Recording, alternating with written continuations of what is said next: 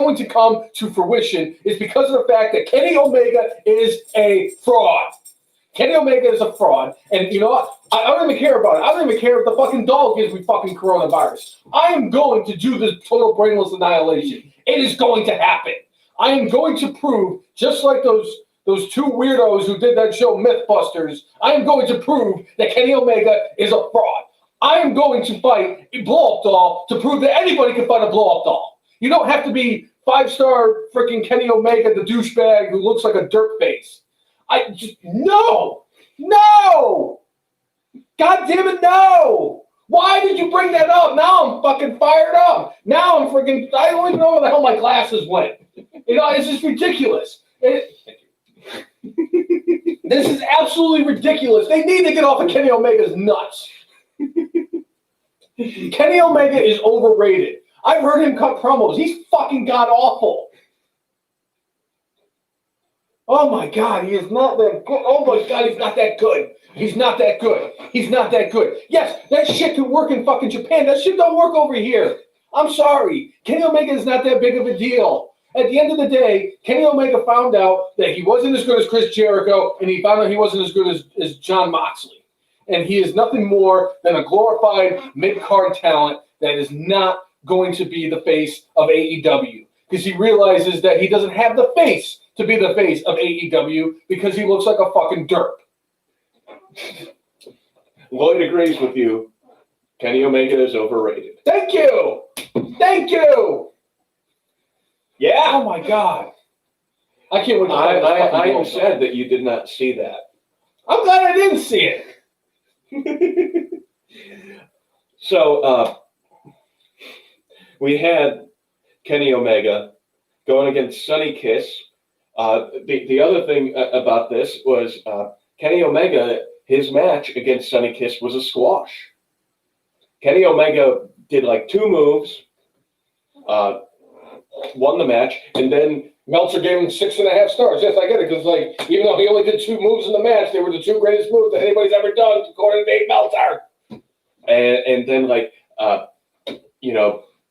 fake showing sportsmanship and respect to Sonny Kiss and it's okay, and gave Sonny Kiss a hug, and Sonny Kiss was like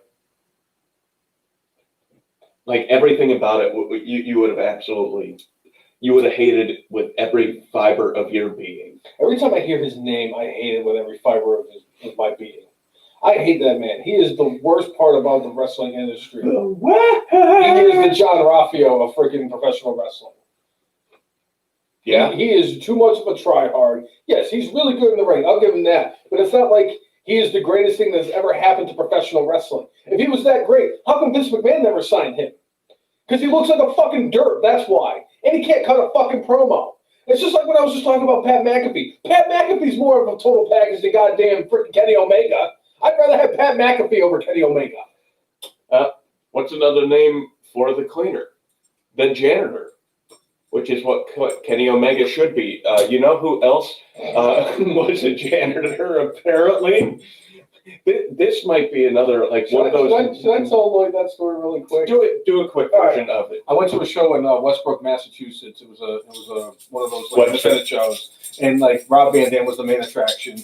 Obviously Madison Rayne and Bobby Lashley and Axis Smash and Demolition and Norfolk's own Tugboat were all at this show. Well, we went in, we did our whole little meet and greet with Rob Van Dam. I got my autograph.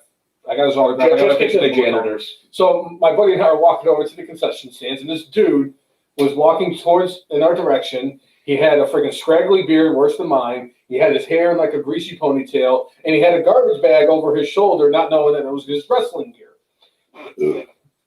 Oh, excuse me. So as we're walking towards the concession stand, the dude's walking, going the other direction. He goes, "Hey guys, how's it going?" I'm like, "Hey man, what's up?" And I just kept walking. And my buddy goes, "Hey, oh!" And then the guy was and I was looking at my buddy. I was like, "Why did you do that?" He goes, "You idiot! That was Hacksaw Jim Duggan." I go, "What?" I thought that was one of the maintenance guys. I thought he was going to clean up the arena or the field after the show.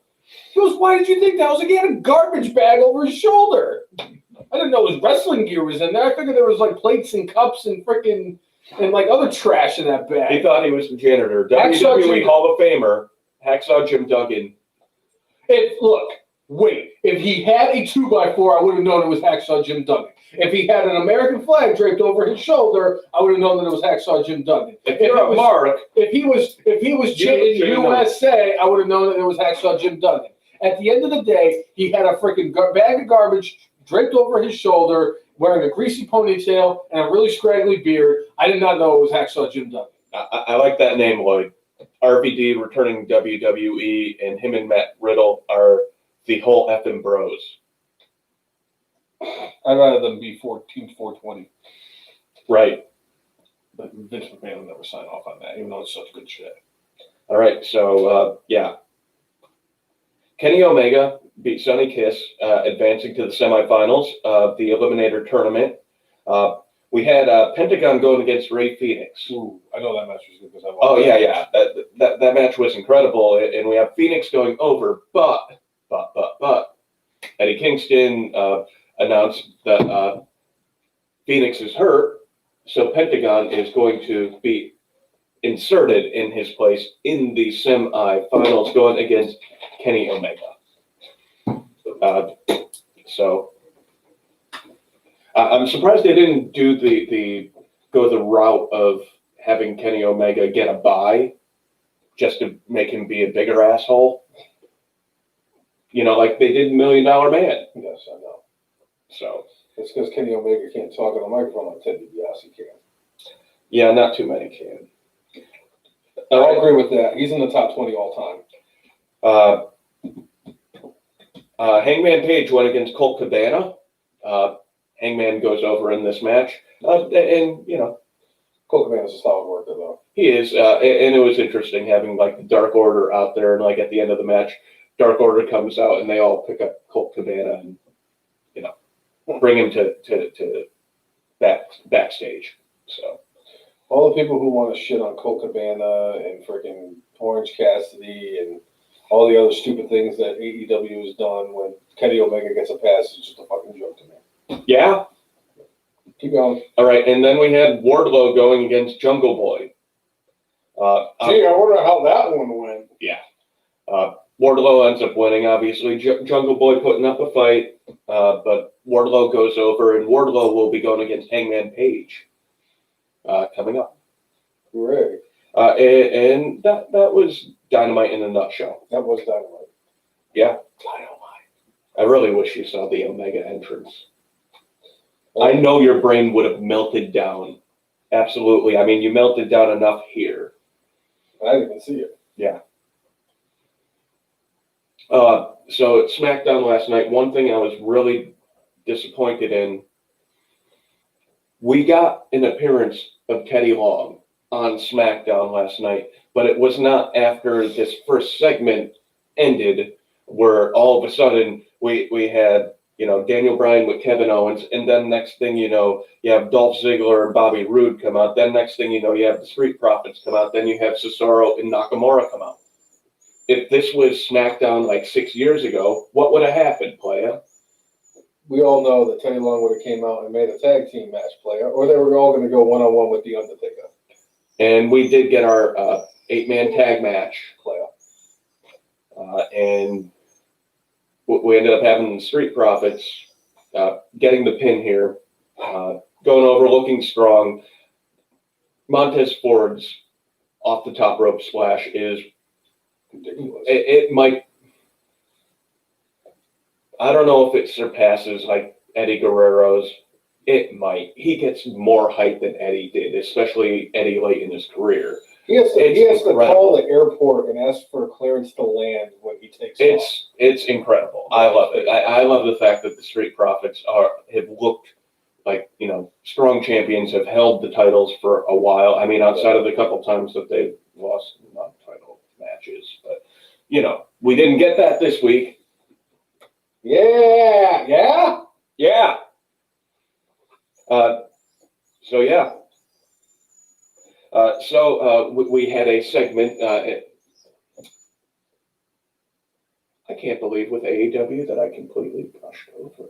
We didn't talk about the dinner debonair. It was forgettable at best. I actually enjoyed the heck out of it. It wasn't the worst thing I've ever seen, but I expected better from Jericho and MJF. I like the fact that they were trying to like one up each other. Like, I want it well done. I'm gonna have it medium well done. I'm gonna have it. Medium. I'm gonna have a 20 ounce. Medium. It was a ribeye 20 ounce with a baked potato. A porterhouse. Sorry, porterhouse 20 ounces with a baked potato on the side. And I'm gonna get it cooked medium.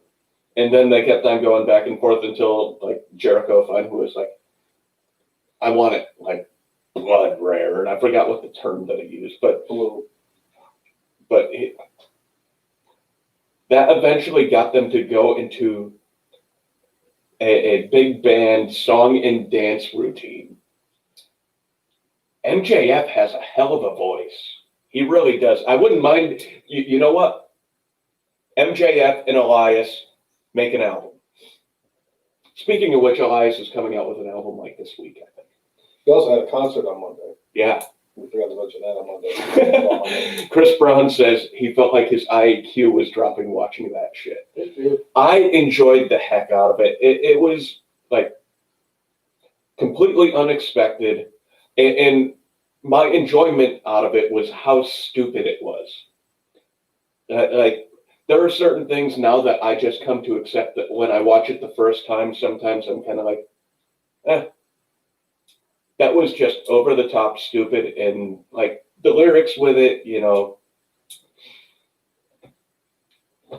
I enjoyed it. I did enjoy the fact that they kind of jokingly said, that'll never get over. I mean, like that's like saying Orange Cassidy is going to get over, and then they both start laughing and then like look at the camera and it's like, usually whatever Chris Jericho touches turns to gold. And I'll tell you right now, Chris Jericho has turned a lot of stupid shit into gold over the years. See, for me, he probably took the good shit that Vince McMahon gave him that was not good shit. It was just shit. And it's just, I want to give him the benefit of the doubt, but it was okay. I wasn't thoroughly entertained by watching the dinner debonair. Le dinner debonair. There you go. So, I mean, you only slightly offended your French heritage. Yeah, my great grandparents only, turned in their graves and shit. Yeah. So yeah, there was that. And one other thing I briefly want to mention: Jake Hager is going to be fighting at Bellator at Mohegan Sun this week coming up, and I believe it's on Tuesday night. So I want to say it's on one of the national sports networks, I think. So it should be viewable for everybody out there. Yeah? Yep. All right. So we had, Law and Otis on SmackDown last night. The fact that they brought Ron Simmons, Teddy Long, and JBL back for this segment specifically, like, I enjoyed the heck out of this. Again, one of those things that was like so stupid, but it fits perfectly with the Otis character. The fact that at the end of it that, JBL takes a bribe from the Miz, and I'm like sitting there, I'm like going, yeah, Vince McMahon with Snuka. Literally, that's what I was thinking. I love it. That's what I was thinking as it was going on, and I'm like, but the fact that, JBL's a money dude and known for, being very good with stocks, and it's like, all right, yeah, I like what they did there. And of course, it all ended where we will now have a match at Money in the Bank, where the Money in the Bank, at Hell in a Cell, where the Money in the Bank briefcase is going to be on the line. And briefcase and contract will be on the line between The Miz and Otis. And we'll get into that prediction shortly. Yep. But I was entertained by this, and obviously it needed to all end with Ron Simmons saying, damn, exactly.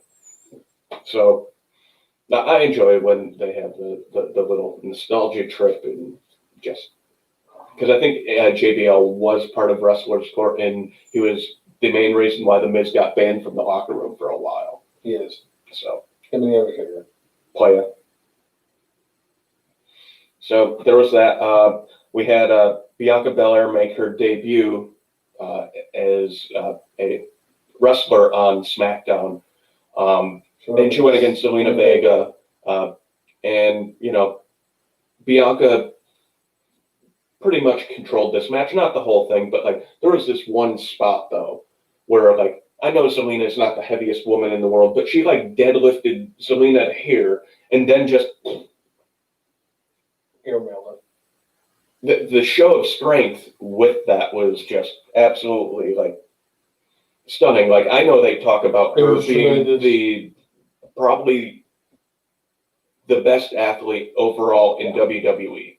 And you'd be hard pressed to find a better one. Like, they did a thing with the women in NXT like a year or two ago where they had them do like a skills competition, and Bianca Belair was either 1 or 2 in everything.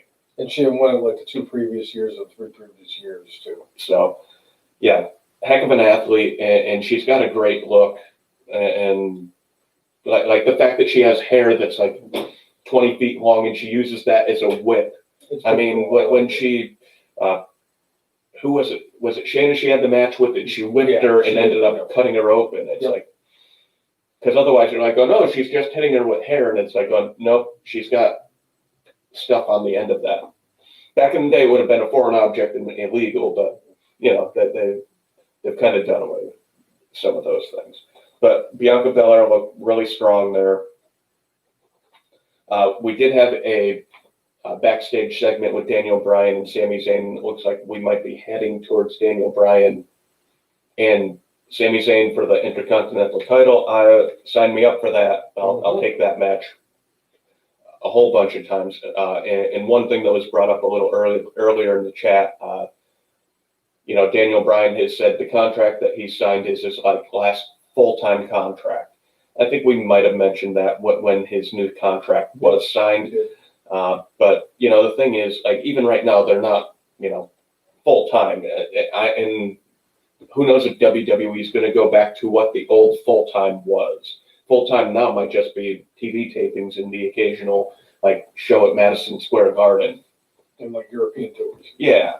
So then we had Shorty G calling out Lars Sullivan. Obviously, we knew what the end game was going to be here for this. Lars Sullivan was going to absolutely obliterate him. But there was another little nugget at the end of this. Is Shorty G is now no longer Shorty G, because apparently they're going to attempt to push him again. And he is just going to be called Gable now. Better than Shorty G. I mean, I guess Shorty G is better than Slapjack in T-Bar, but big facts. Yeah. So good for him. Hopefully he gets something a little bit better out of this. Like, agreed. So, all right. Then we had Seth Rollins against Buddy Murphy. There was this one spot in this match where I was like, Murphy, when he was, I don't even know what the heck they call it, when they do the somersault over the top rope and hit the dude outside the ring. He did that, but he like basically almost completely overshot Rollins, which in part you're like going, holy shit, that dude's athletic as all hell. And like, he ended up hitting Rollins a little bit, but like, Rollins was not that close to the ring. So the fact that he made it that far and didn't kill himself, like, it was very impressive. And this match was impressive, but it led to Rollins winning.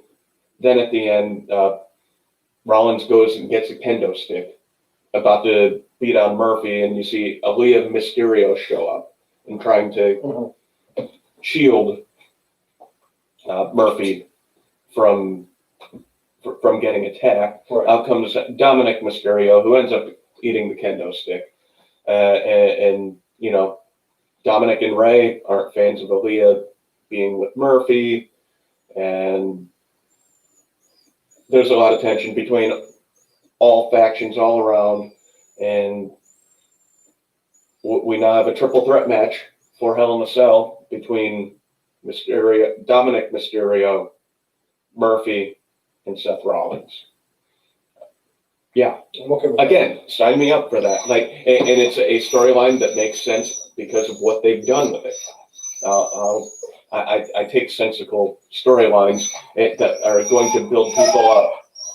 So I like what they're doing here with this, and kind of looking forward to see how they kind of finally close out this storyline, because this one's been going on for a bit. Agreed. But I did love how Rollins just kept on talking down condescendingly to Murphy, like, I'm the Messiah. You were just A follower. Yeah. So, all right. And then at the end, we had Jey Uso more or less standing tall at the end of SmackDown, but we had this segment there, whereas twin brother Jimmy was in the tribal quarters of Roman Reigns, eating the tribal cheese, and but he had a line there that, like, I was like, he says to Roman, "You've got your head up your tribal chief ass." I was like, yeah, and yeah, it was cool, kind of how they did the whole thing, and Roman just talking about how after Hell in the Cell, he's like going, yeah, you guys are not going to be part of the tribe anymore. Your kids, if you have grandkids, your wives, everybody out of the family. And with the way they built this storyline, we had Jey Uso get his ass kicked at the last pay-per-view at Clash of Champions. But, it was like that I'm not giving up type thing. Because his brother threw the towel into the match. Exactly. So with this one, it's a Hell in the Cell match, but it's an I Quit match. Now, one thing that I think went on here, it does make sense storyline-wise, but I get the feeling that they watched AEW and they're like, oh, they're having an I Quit match at Full Gear. Hey, why don't we have an I Quit match at Hell in a Cell? Can you imagine they did the same thing like they did at, I think it was the 98 or 99 Royal Rumble, where they recorded Mick Foley saying, I quit, and that's how, like, Roman Reigns wins, because he's like, I can see some stupid shit like that happening. And we'll get into that one once we get into predictions here, but I thought it would, again, this is the best work Roman's done his whole career on the microphone and just his mannerisms. So I'm really excited for actually a few of these matches on Hell in a Cell. But before we get into Hell in a Cell, Bound for Glory is tonight. We don't check out Impact Wrestling too much, but Bound for Glory is their biggest show of the year. And, we're just going to quickly go over some predictions for it. So, sounds good. Yeah.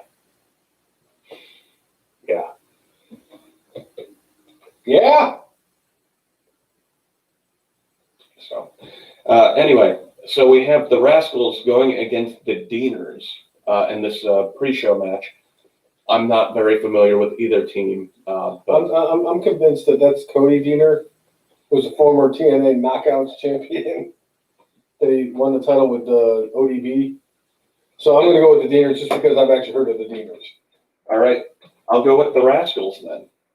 Rascal Flash is going to be there? That's incredible. Yeah. As far as they were actually able to afford them. Right. Then we have a fatal four-way for the Impact Wrestling Tag Team Championships between Motor City Machine Guns, the Good Brothers, the North, Ace Austin, and Madman Fulton. I'm going to say that the Motor City Machine Guns are going to retain the championships because I think it's just way too soon to take those titles off of them. Eddie Edwards won the title not too long ago when they did the Slammiversary card, and and then they just took the title off of him and had Eric Young take it. So I really just I don't see how they're going to hot potato that championship. So I'm going to go with the Motor. Plus, I like what is it? It's Alex Shelley and Chris Sabin. Chris Sabin. That's it. I like those guys. I think it's going to be Motor City Machine Gun. Yeah. Although the North was the longest reigning tag team champions in Impact history, but I got to go with Motor City Machine Guns. I agree. Motor City Machine Guns just got the title. They just came back to Impact. It would be silly to take the title off them so quickly. So, all right, and we have an X Division title match, and they actually there are a couple of women in the match. Mm-hmm. We got I don't even know how to pronounce it. Rohit Raju, I believe is it. Chris Bay, Jordan Grace, TJP, Trey Miguel, and Willie Mack. I'm going with Jordan Grace. Just because of the fact that they just did the thing with Tessa Blanchard winning the women's championship, and they're making a big deal about Jordan Grace. And it's like right now, because of the fact that Deonna Purrazzo is the head of the women's division because she won the knockout title, and then you have somebody like Kyla Ray coming in, she's getting that opportunity tonight as well. They have a lot of women in the division, and maybe they just don't have anything else for Jordan Grace. So they've already pulled the trigger on it once with Tessa Blanchard. So I'm going to go with Jordan Grace. I actually agree with you. So, yeah. All right. So Lloyd chiming in. They seem to be building Austin up, and Shelley does not have a contract with Impact. Doesn't mean he can't sign one, right? Because that's happened a lot. But it would seem silly to bring in the machine gun, Motor City Machine Guns for like a couple shots and give them the title. Right. All right. We got EC3 versus Moose. And with this, Moose was the owner of the unsanctioned TNA title. And EC3 has been kind of playing mind games with him, took the title, allegedly threw it off like a bridge into a river. But Moose and EC3, who you got? Oh, EC3. All right. This is EC3. I believe this is EC3's first first match since at least his first pay-per-view, if not his first match, since returning to Impact Wrestling. So I'm going EC3. I agree. It'd be silly to have him lose. You build him up to tear him down. That sounds like something Vince would do. So I agree with you. All right, Eddie Edwards versus Ken Shamrock. Ken Shamrock, who is going into the Impact Wrestling Hall of Fame and is actually going to have something from The Rock as part of his induction, which is pretty awesome and pretty good for Impact. So, who you got? If this turns out to be Ken Shamrock's like swan song, I'm gonna have to go with Eddie Edwards. If this is one of those things that Ken Shamrock's gonna still keep going and going, then I'm gonna have to go with Ken Shamrock. I think this is it. I think he's gonna put over Eddie Edwards, so that's where I'm going. Okay.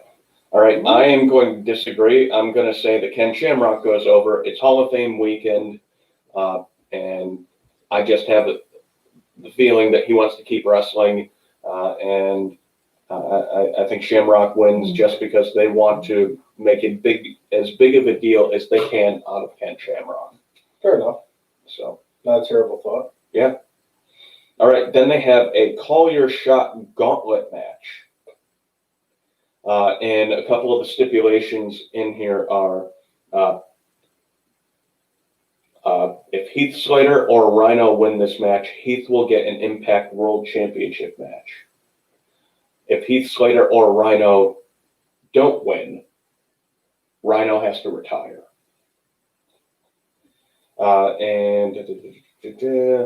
So for this match, we have AC Romero, Alicia Edwards, Brian Myers, a.k.a.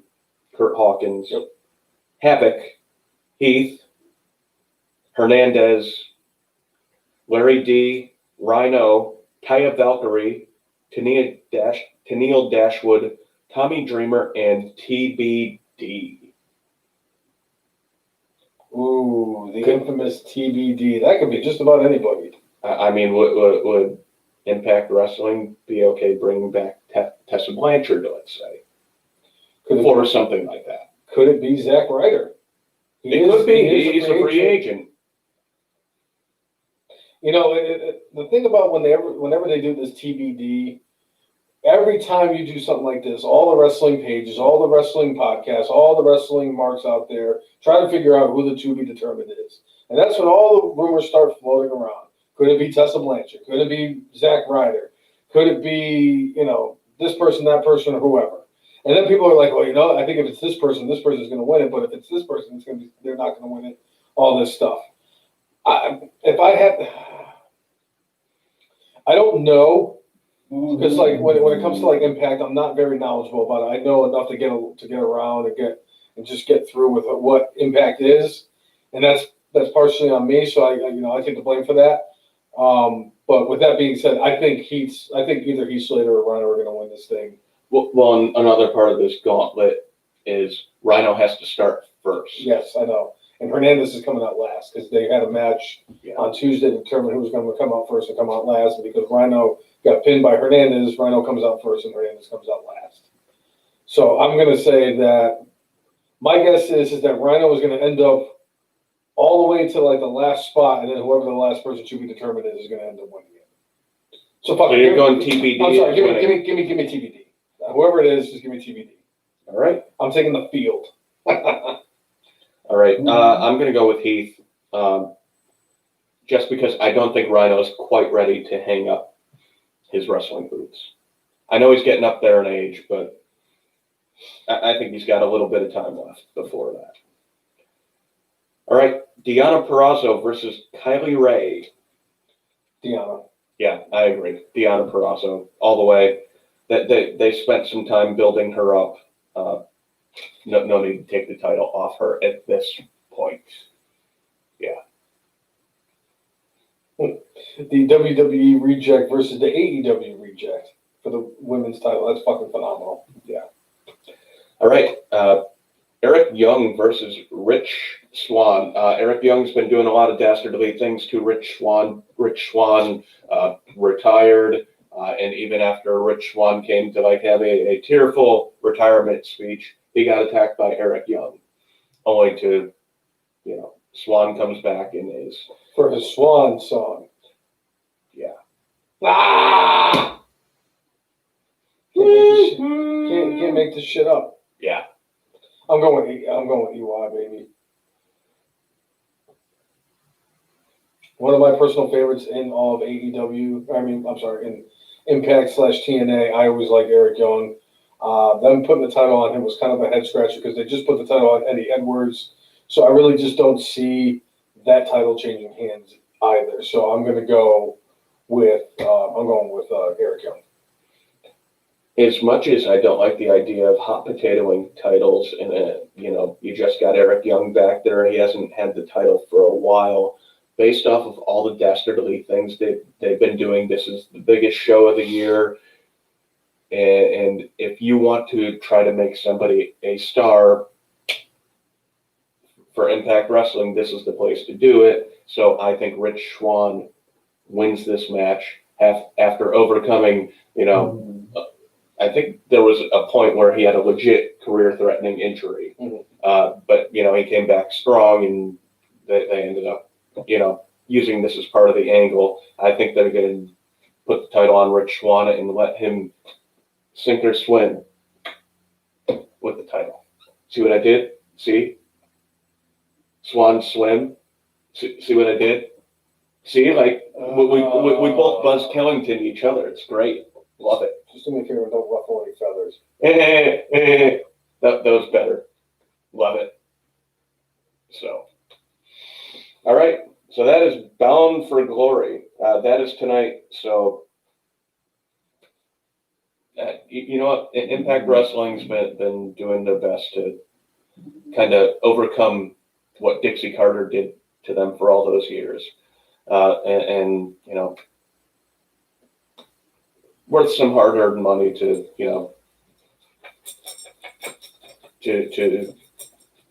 show some respect and support the wrestlers out there. Yeah. So, all right, we have Hell in the Cell tomorrow night. And we have, I'd say almost all these matches actually have a bit of a build to them. So we got Kevin Owens versus Aleister Black. This has kind of been ongoing for a little while. It's one of those other storylines that started on Raw and ended up on SmackDown. So I'd be curious to see how that goes. I'm going to say that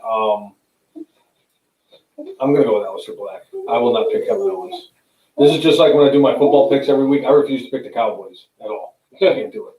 So give me fucking Aleister Black. Yeah, I'm going with Kevin Owens because I think Kevin Owens is going to be the possible next contender for Roman Reigns. He would have been a better pick for Retribution, too, by the way. He would have. All right. Dominic Mysterio versus Seth Rollins versus Murphy in a triple threat match. Seth Rollins. Okay. Because I think what's going to end up happening is that Murphy and Dominic are going to get in each other's way, and that's going to lead to them, being distracting themselves, and Seth Rollins is going to hit them both with the curb stomp or whatever his finishing move is called now. I think it's still called the curb stomp. Is it still the curb stomp? Yeah. Okay. I mean, I like your thinking there, because Rollins kind of has said when he's been doing interviews, yes, he would like to see the end of this storyline, but this storyline has more juice to it, and the juice is with Murphy and Dominic. Or maybe there's a part in this match where it looks like Murphy's going to get hurt, and it's a triple threat. That there's no DQ. Aaliyah comes out. Aaliyah ends up getting hurt, and then Dominic blaming Murphy for. Yeah. There's ways for them to continue this storyline without Seth Rollins being a part of it. And then, the next night, he can get his ass, or that following Friday, he can get his ass kicked by Lars Sullivan, go out on paternity leave, and then him and the man can have their child. Right. I think I like your thinking there. Seth Rollins going over. So. Wow, you like the thinking of a man who doesn't have a brain. Yeah. Like the Tin Man. The Scarecrow. I only had a brain.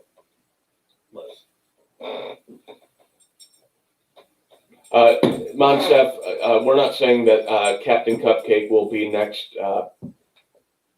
He's saying Seth, he believes, will be the next contender going against Roman Reigns. I mean, it'd be weird, though. It's heel against heel. I know they've been doing that a bit. They did it with Retribution, Hurt Business, and The Fiend, who are all supposedly heels. So, possible. Yeah. So we have The Miz. Keep it open. He's going to come back in. We have Miz versus Otis for the Money in the Bank contract. I have a feeling The Miz is going to win this match. So do I. As much as my heart tells me that it's going to be Otis, my head and my gut are telling me it's going to be The Miz. Give me The Miz. Yeah. Poor Dozer. Ever since he's gotten that contract and, won at WrestleMania, it's like he hasn't been prominently displayed, or at least not displayed in a great light by WWE. So, all right, and then the storyline for WWE here that I'm like, it's stupid storyline wise, but I'm glad that Elias is a heel again. Mm-hmm. But Elias still blaming Jeff Harvey for the car accident and getting injured. Please. Apparently he was at home not watching WWE television. Right? Well, he was in a hospital bed because he got hit by a car. But he could still watch TV. Right? So, but I mean, it was Sheamus. Storyline-wise, it was Sheamus who hit him with the car, with Jeff Harvey's car. And it's like, all right, Elias, I guess you weren't watching. Maybe he was just making his music. Yes, the retweeting fans. Yeah. You know what that means. I'm going with Elias. Not only Am I going with Elias? Elias is my lock of the weekend. Yeah? Yeah. All right. That says a lot because I'm pretty sure that one of the titles is definitely going to be staying the same way, and I'm still going with Elias as my lock of the weekend. All right. I agree. Elias will win this match. All right. We have Sasha versus Bayley, and this is one thing we actually didn't get into from SmackDown, is Bayley was not going to sign the contract for the Hell in a Cell match, and more or less, she was getting her comeuppance a bit from Sasha Banks, where Sasha put her head in the chair and eventually forced Bayley to sign the contract. Very heelish, but, she had a lot of shitty stuff happen to her. So, Sasha versus Bayley in a Hell in a Cell match. I think it finally culminates, and this is the final, this is what everybody's been waiting for. Everybody's been asking, when is Bayley going to lose the title? And how many pay-per-views in a row that we go through that we actually picked Bayley to lose the SmackDown Women's title? It's got to be at least 3 or 4 in a row. Yeah. And then it just came to a point where I don't think she's going to lose it now. Now is the time for her to lose it. Now is the time for her to drop the belt. She's held the title longer than anybody else on the main roster or in NXT. So this is the time now to take it off of her. I'm going with Sasha Banks. All right.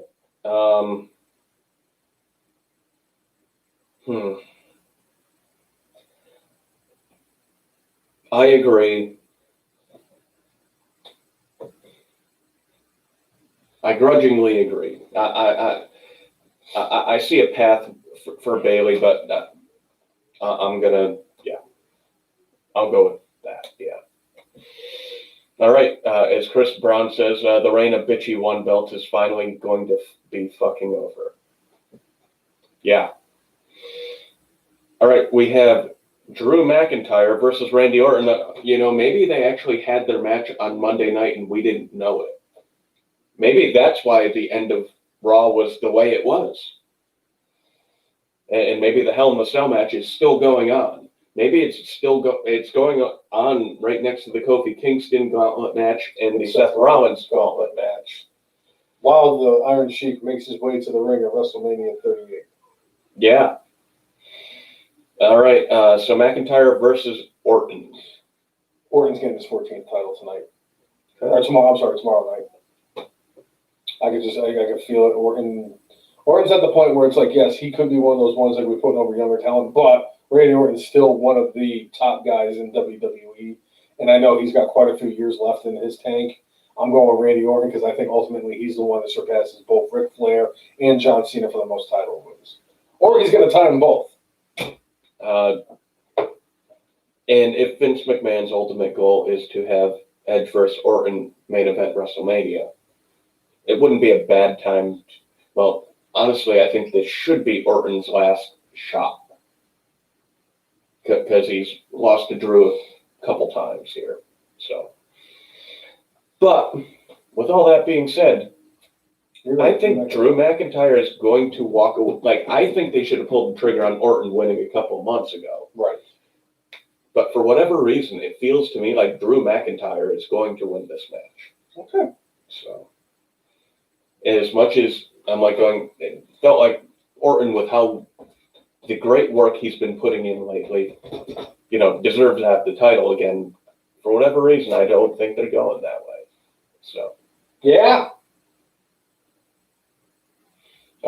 So Lloyd is thinking that we might see Miz try to cash in tonight.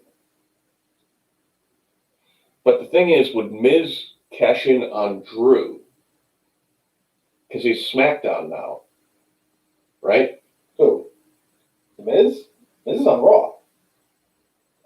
That's right. It was just because it was SmackDown last night. Because Otis Dosevich has the Otis is the only one who's on He's got SmackDown. a briefcase, so that's an interesting. Interesting I don't idea. hate that. I don't hate that because the Miz did say he wanted the main event WrestleMania this year. Yeah. I just don't see what scenario you can put him in that would be in a match that would main event WrestleMania this year. So that would be an interesting. Unless they finally split up him and Morrison and they decided to main event WrestleMania, but I don't see Vince McMahon pulling the trigger on that when you got Roman Reigns still as your Universal Champion, because I fully believe, and this is spoiler alert, part of my prediction that Roman Reigns is going to walk into WrestleMania this year as World Heavyweight or Universal Champion, and the fact that if he is able to get both Becky Lynch and Ronda Rousey back, there's no way that they're going to be undercarding to The Miz and whoever. I'm sorry. Unless John Cena. Unless it is, yeah, that's it. That really is it. Unless The Miz fought like John Cena, or like if he fought The Undertaker to kind of like culminate like what The Undertaker did to him all those years ago by kicking him out of the locker room, there really is no scenario that they get unless they finally get the Miz and like Daniel Bryan at WrestleMania.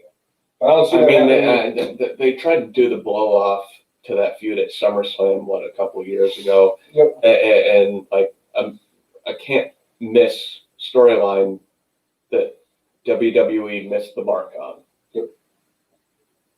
Unless hopefully they can come back to it. Like I thought that they missed the mark with the Sasha and Bailey thing when they, it looked like that cake had been cooked a couple of years ago. And then they just like went, all right, well, we're going to remix the ingredients and start from scratch and bring this back. And it actually has been a really good storyline. As much as I dislike how Sasha went about her business for the better part of a year, storyline-wise, it's been really good. So it's possible they can recook the Miz Daniel Bryan storyline. Unless they can find a way to bring back CM Punk and it leads to him and The Miz finally main event at WrestleMania like they should have done years ago. So, and main event, Roman Reigns versus Jey Uso. I got a very interesting way of how they're going to end this match. I think ultimately Roman Reigns is going to win this match. Roman Reigns is going to ultimately walk out as Universal Champion. But I think that he is going to somehow use Jimmy Uso as leverage to get Jey Uso to quit. Like he's going to go after the injured leg of Jimmy to get Jey Uso to quit because no matter what else he does to Jey, Jey is not going to quit. But he'll quit to save his brother. Somehow, some way, Jimmy Uso is going to be influential in what the decision and the outcome of this match is going to be, in one way or another. Where he takes him out. I can just see it because they've been using him now more so in the storyline. He was there when he wrestled at the last pay-per-view, and I could see this. I could see this being the case. I really can. Jimmy is definitely playing into the ending of this match. This is why they had him come back at Clash of Champions. That's why they had him, denigrate Roman. I get a feeling, and we're going to ultimately see Roman Reigns versus Jimmy Uso for the Universal title at Royal Rumble. Is my guess. Okay. But Jimmy Uso is. There are two things they could do with Jimmy Uso here. Jimmy Uso either does the same thing that he did at Clash of Champions and throws in the towel for his brother, or turns on his brother. It's possible that they're trying to. Mm-hmm. I think that it's going to be Roman that's about to take out, who's go after the bad leg of Jimmy Uso, and that's how we get. That's my gut feeling is what's going to happen. I wouldn't be surprised if he turned on his brother either. All those scenarios make sense, but I think we're both in agreement that not only is Roman Reigns walking out with the title, but Jimmy Uso is also going to be part of the equation as to why Roman Reigns walks out with the title. All right. I don't know. My gut feeling in this is that, Roman's going to win the match, but I almost get the feeling that Jimmy is going to turn, and it's just been a red herring on TV. Because Jey actually said in an interview fairly recently his dream match at WrestleMania would be to go against his brother. What better way to set up that match than have him? Now, obviously, they have a lot of years left to make that happen. I do think this is going to ultimately lead to Jimmy and Jey Uso joining forces with their cousin. I think that's more likely to happen this year than Jimmy and Jey Uso splitting and leading to a WrestleMania match. I can definitely see them where it's the tribal chief being in charge of his own tribe, of his cousins. Maybe he can convince Rikishi to come out of retirement and join forces. I'm kidding. But I definitely would love to see an Usos and Roman Reigns stable led by Paul Heyman. And it would be led by Roman Reigns. He's but the tribal chief. But the voice of the voiceless. Oh, no, CM Punk. He's the advocate. He is, what did he the call counselor. himself? The Jew that runs the crew.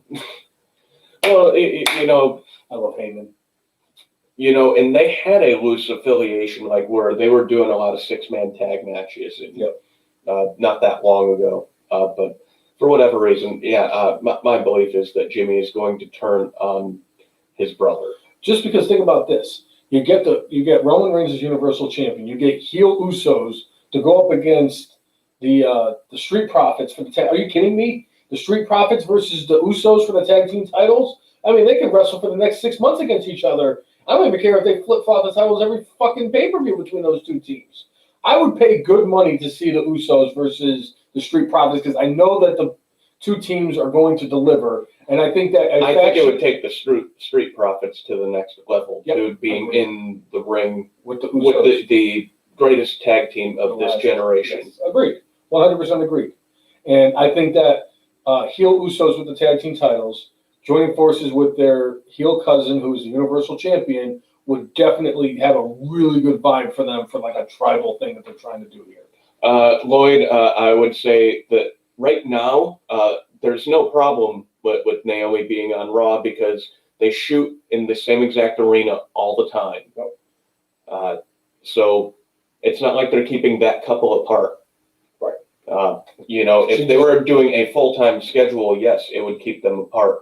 Also, like one thing we've talked about in prior episodes, there's a belief out there that once coronavirus is ended, because most house shows have not done well for WWE, they actually lose money. The house shows may never come back, like as what we remember them. There might be a handful of them throughout the year. They'll do European tours, and they'll probably tour whether it's Japan, India, or Australia, and things like that. But they're not going to be touring the United States and doing, 5 shows a week. No, but I could see a scenario where they maybe 2 Saturdays a year, they do the super house show in like Madison Square Garden. But even so, coming back to this, Naomi being on Raw doesn't matter at this point because they're in the Amway Arena. And they've also said that house show, even if no matter what, but bringing it back to the main point of they're not splitting up Naomi and her husband. Yeah, because all because she's working on one night and he's working the other, and they have 5 other nights they could be together. And I believe they actually live in Florida. So yeah. So they're probably going. That would kill for my soul. But they're coming, probably both going to work together. I'm sure he's showing up with her on Monday, and she's showing up with him on Friday. So, yeah. Okay. I think that's all the predictions that we have. It is. I think it's time for the good, the bad, and the brainless. Yeah. So what is your good for this week? I got to go with Birch and Lorcan winning the NXT titles. There were a few other good things that went on this week that I could have pointed to, but the fact that I've seen Oney Lorcan from when he was Biff Busick on the independent scene, wrestling at the Whaling City Festival in New Bedford, Massachusetts, seeing him in the PAL Hall in Fall River, Massachusetts. I saw him wrestle in a bar in New Bedford. Seeing him go from there to now being a champion under the WWE banner, good for him. I'd like to add on to it because as much as I would like to pick something like Alexa Bliss being on the Firefly Funhouse, and there's other things. Because there were quite a few things that were really good this week.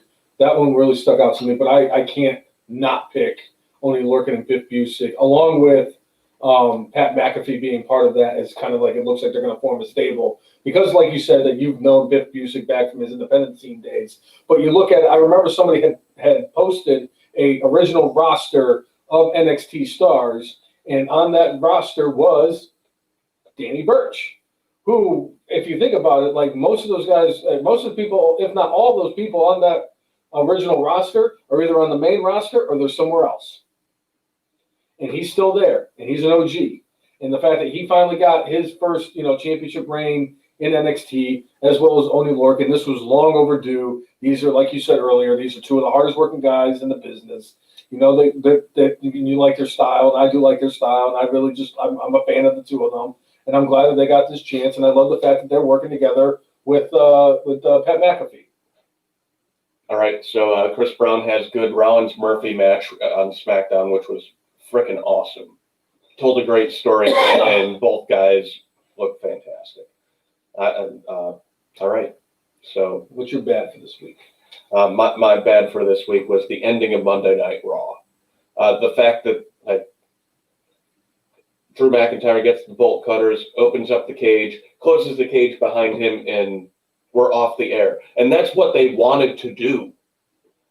Like, again, if you want to keep people's interest, maybe the next day you sit there and put up a YouTube link of this is what happened after Raw went off the air.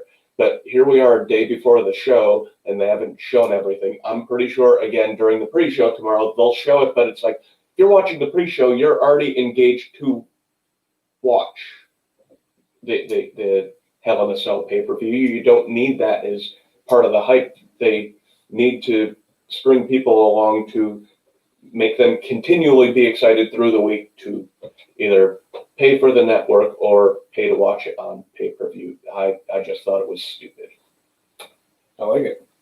My bad for this week is the fact that they did the makeshift tag team on Raw this week of Lacey Evans and Peyton Royce. They made a big deal about a month ago about how Peyton Royce and Billie Kay were in a tag team. They had lost to the Riot Squad on a couple of consecutive nights.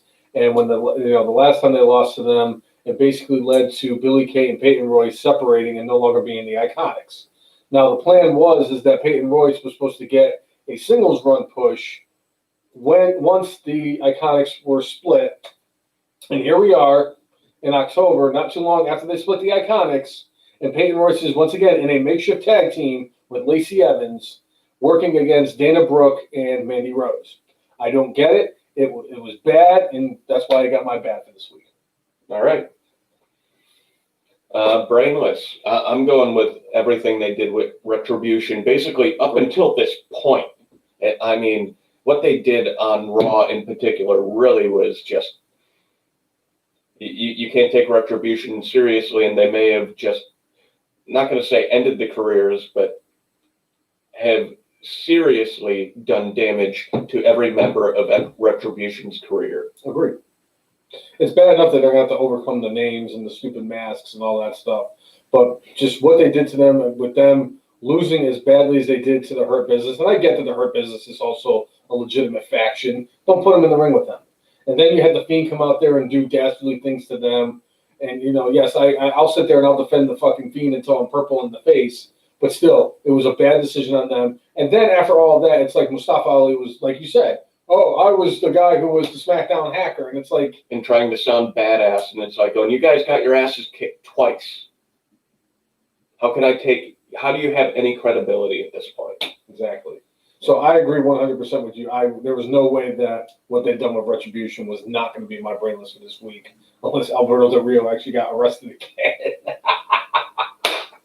I'm surprised that you did not go with Le Dinner Debonair. And as bad as that was, I'm sorry, the whole Peyton Royce thing really left a bad taste in my mouth.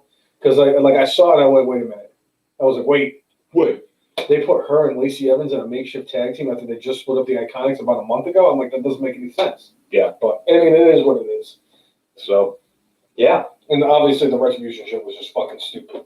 I mean, what they're doing with Retribution is actually in the running for the award for the most brainless thing of the year. So, there you go. Right. So, if you like what you've seen, make sure you like us on Facebook, follow us on Twitter, follow us on Periscope, follow us on Instagram, and subscribe to us on YouTube at the letter G, the letter H, the letter E, the letter F, the letter N, MARKS, the F and Marks. If you like, follow, and subscribe to us, we will do the same back. That has always been our moniker. Also, my girlfriend is running the Blue Angels dog rescue program here in Hampton Roads. They're based out of Hampton, Virginia. So give them a check out on Facebook. They are the Blue Angels Rescue here in Hampton Roads, Virginia. See you, Monsep. Thanks for tuning in, man.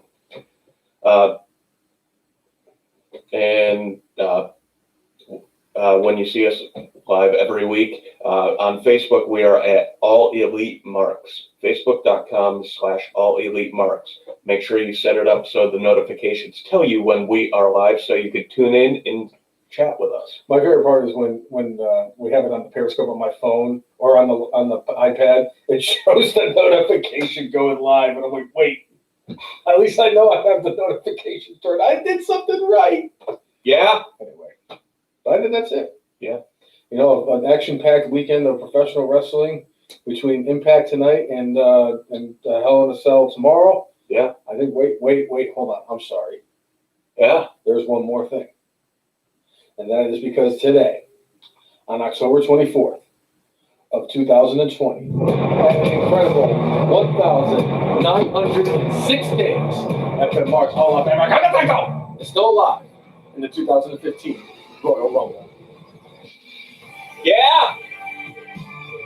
I got to see if the shop has any Curtis Axel shirts, because I need a Curtis Axel shirt if I'm going to do this. Better than perfect. You better? I don't go that far. Well, that's what his shirt said. I know. Yeah, it was perfect. See? Right there. Yeah. Yeah? So, all right. Anyway, for episode 196 of the After March podcast, I'm Jay. and I am, always will be, the bravest one.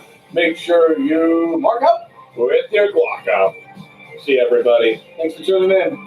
Have a good week. Enjoy all the wrestling this week. Yeah?